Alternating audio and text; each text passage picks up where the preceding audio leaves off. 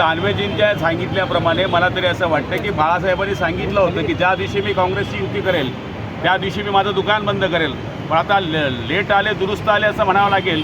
त्यांच्या या लक्षामध्ये आलं की ज्या दिवशी आपण हिंदुत्व, देश, धर्म आणि राज्य सोडतो त्यावेळेस काय चित्र होतं हे दानवेजींच्या लक्षात आलेलं आहे. आणि मला तरी असं वाटतं की शिवसेना प्रमुखांचे विचार सोडलेल्या माणसाला आज पश्चाताप होतो. परमेश्वर त्यांचं भलं करो.